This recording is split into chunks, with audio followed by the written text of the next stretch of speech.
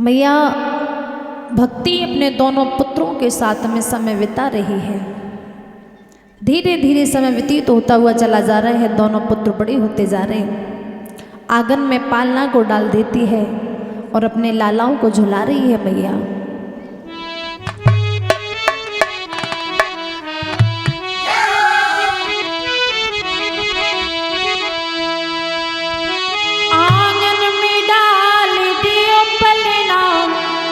और झुलाए रही मैया दोनों ही ललना। आंगन में डाल दियो पलना, झुलाए रही मैया दोनों ही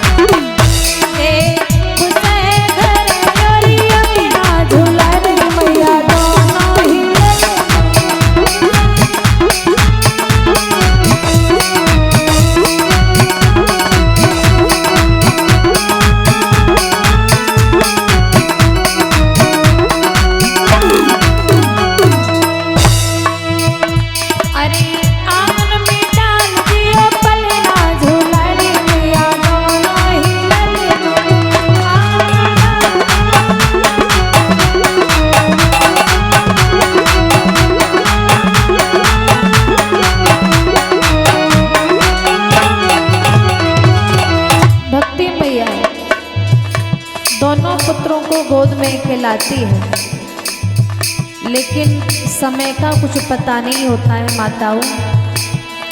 कहा भी है कि हे प्रभु तेरी माया, कहीं धूप कहीं छाया। तो ये परमात्मा की मार ऐसी होती है, उसका कुछ पता नहीं चलता कि कब समय बिगड़ जाए।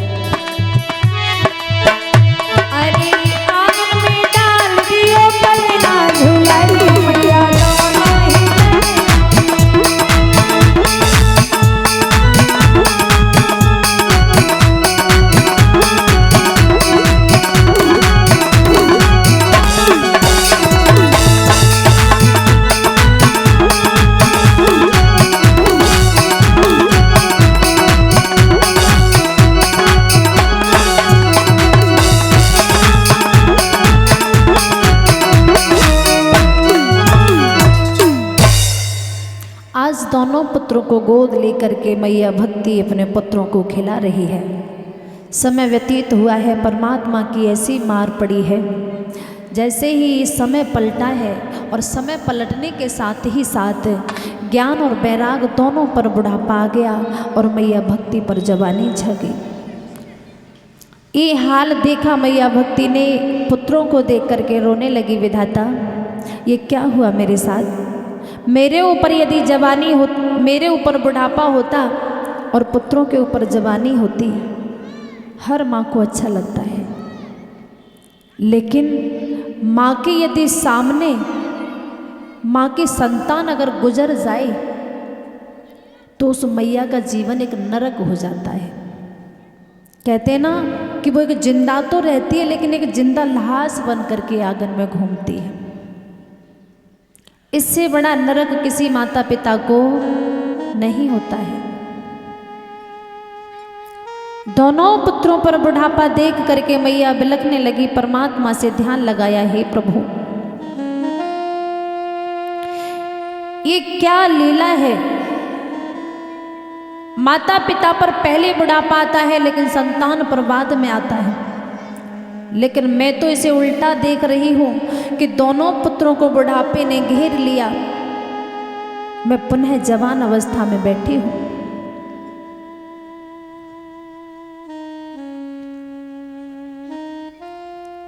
भक्ति मैया रो रही है, चिल्ला रही है।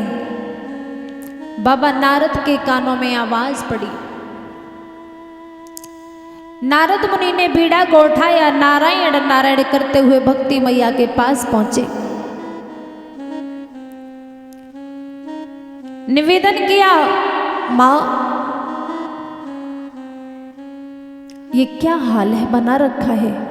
तो भक्ति मैया ने रो करके जवाब दिया, लाला नारद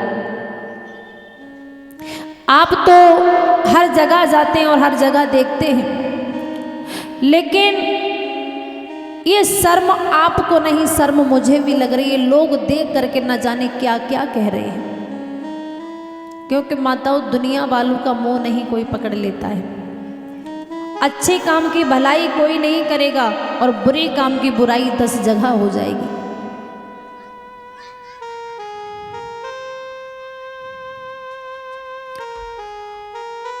मैया भक्ति आज नारद मुनि के हाथ जोड़ करके निवेदन करने लगी, नारद आप ही कुछ समझाइए, आप ही कुछ बताइए, ये उद्धार कैसे होगा। निवेदन करती है मैया और कहने लगी, सुनो नारद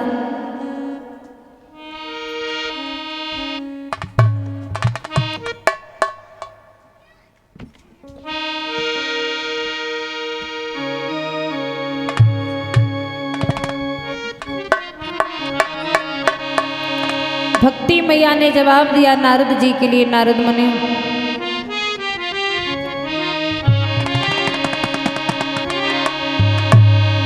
की ऋषिराजी बात है लज्जा की और मरने की खास निशानी।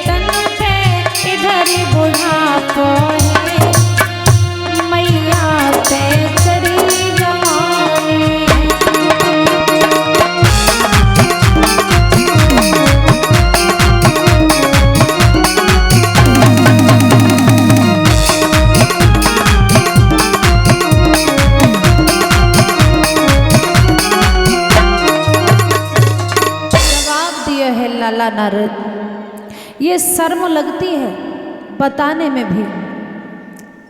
बताया उसी को जाता है जो दुख से सुनता है, बल्कि हर किसी को अपना दर्द नहीं बताया जाता है। क्योंकि आजकल संसार तो ऐसा हो चुका है कि लोग आपसे बात करेंगे, पूछेंगे आपके सामने, ऐसा लगेगा कि न जाने ये कितना प्यार करता है, लेकिन जब आपके पास से गुजर जाएंगे तो आपकी हंसी मजाक बनाएंगे।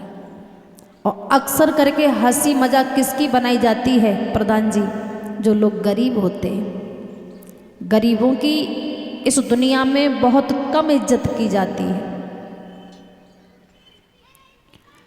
भक्ति मैया रो करके बाबा नारद से कहती है, नारद मुनि आप भी ऐसा कोई जतन बताइए जिससे कि मेरा और मेरे पुत्रों का उद्धार हो जाए।